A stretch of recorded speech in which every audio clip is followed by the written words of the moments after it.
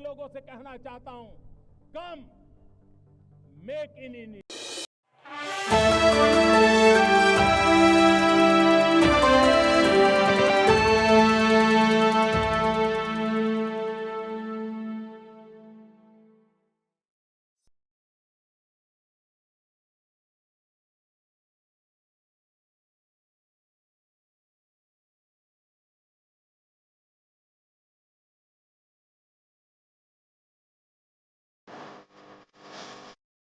मैं एक हफ्ते से सिर्फ ये डिसाइड करें कि हम कैसे आपको कहेंगे प्राइम मिनिस्टर जी, प्रधानमंत्री जी। मैं भी आपका परिवार का हूं भाई।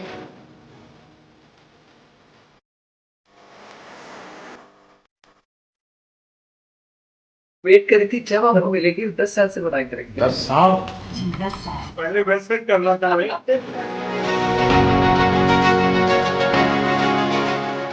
राज कपूर साहब ने दुनिया में भारत के सॉफ्ट पावर की ताकत को एस्टैब्लिश कर दिया।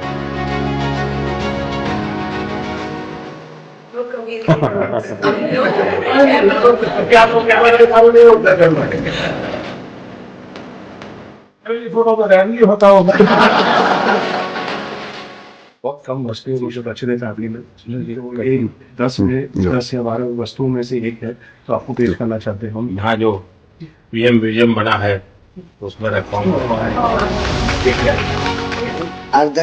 आदरणीय प्रधानमंत्री श्री नरेंद्र मोदी जी। कट।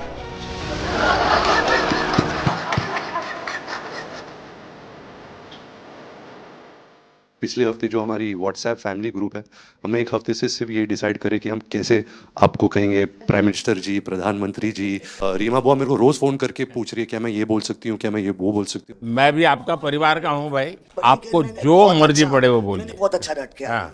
आदरणीय प्रधानमंत्री श्री नरेंद्र मोदी जी। कट।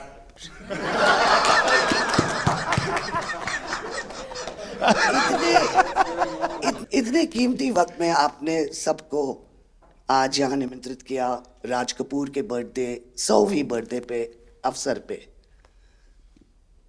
हम आपका शुक्रिया अदा करते हैं। और पापा की पिक्चर के गाने की 1-2 लाइन याद आ गई। मैं ना रहूंगी, तुम ना रहोगे, लेकिन रहेंगी निशानियां। वाह। आपने इतना सम्मान प्यार दिया है, आज के दिन को सारी इंडिया देखेगी कि नरेंद्र मोदी जी प्राइम मिनिस्टर हमारे ने कितना सम्मान कपूर परिवार को दिया है। राज कपूर साहब का ऊपर से बहुत बड़ा योगदान है जी। आपका स्वागत करने का अवसर मिला और राज साहब का 100वां जन्मदिन यानी हिंदुस्तान की फिल्म इंडस्ट्री की स्वर्णिम यात्रा का वो कालखंड है जी।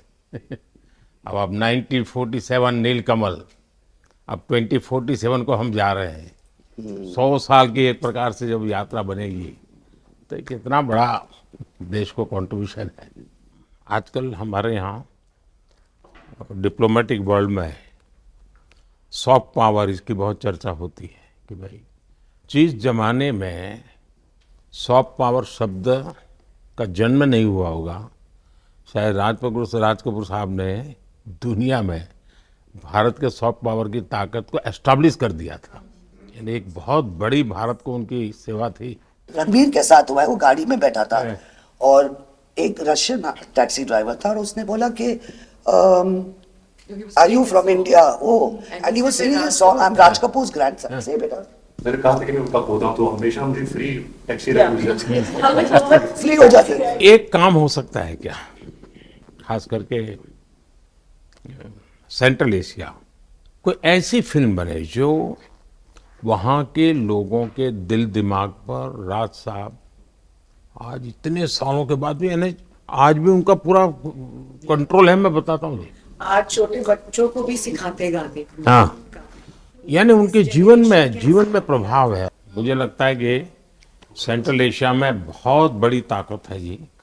हमें पुनर्जीवित करना चाहिए, हमें इसको नई पीढ़ी तक जोड़ना चाहिए और एक लिंक बने, वैसा कोई क्रिएटिव वर्क करना चाहिए और बन सकता है।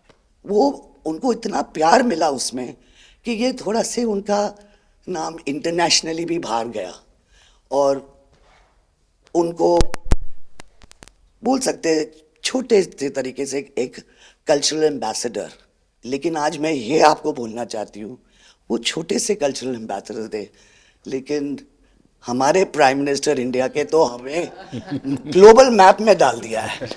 एंड वो हम we are so proud, each member of this family is very proud. देखिए, देश की आज प्रतिष्ठा बहुत बड़ी है, बहुत बड़ी है। सिर्फ योगा ले लीजिए जी, आज दुनिया के किसी भी देश में जाइए, योगा के प्रति इतना मम्मी और मैं, हम दोनों, बेबो, लोलो, हम सब योगा में बहुत रुचि रखते हैं। वैसे मैं दुनिया के जितने लीडर से मिलता हूँ, लंच डिनर अगर साथ में है तो मेरे अगल बगल में जितने भी है वो मेरे से योगा के लिए ही चर्चा करते हैं। एक छोटा सा ट्रिब्यूट है नाना जी के लिए। एक्चुअली दरअसल मेरा पहला फिल्म है एज अ प्रोड्यूसर, एंड मेरा सपना था कि मैं अपने फैमिली के साथ कुछ करूं, तो सब इस फिल्म में है। मैं एक चीज बोल सकती जी हूँ, बिल्कुल। ये वो ग्रैंडसन है, रादर ग्रैंडसन्स, मेरे दोनों बच्चे, हैं, ये अपने नाना को मिले नहीं है हैं। और ये पिक्चर बना रहे हैं, और उनकी सब उस अरमान ने इतनी खोज की है हर चीज की, और उस पे थोड़ा बहुत just for him he is making. जो कुछ सीखे हम फिल्मों के माध्यम से, और जो माँ ने सिखाया मुझे, उनसे सीखे हम। देखिए, जब आप रिसर्च करते हैं ना, तो एक प्रकार से आप उसको जीते हैं जी, उस दुनिया को जीते हैं, तो आप बड़े भाग्यवान हैं जी कि भले आपने नाना जी को देखा नहीं, लेकिन नाना जी को जीने का आपको अवसर मिल रहा है। जी बिल्कुल बिल्कुल, ये बहुत बड़ा सपना है मेरा, और I am really thankful, full family is part of this. मुझे याद है हमारे यहाँ इनके फिल्मों की ताकत क्या थी।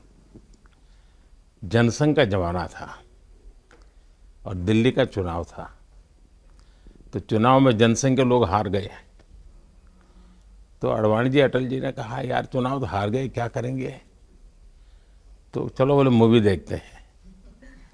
तो वो मूवी देखने गए, राज कपूर साहब की मूवी फिर सुबह होगी। जनसंघ के दो नेता पराजय के बाद जाते हैं और मूवी देखते हैं फिर सुबह होगी, और आज फिर सुबह हुई।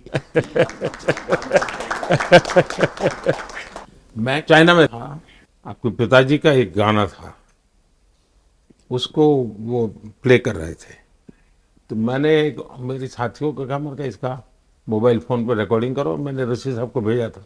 अच्छा। और वो इतने प्रसन्न हो गए। इनफैक्ट अभी हाल ही में आप आई थिंक अफ्रीका गए थे, और वहाँ भी मैंने एक क्लिप देखा था, आप एक जवान के साथ खड़े थे और वो उस टाइम मेरा गाना गा रहे थे।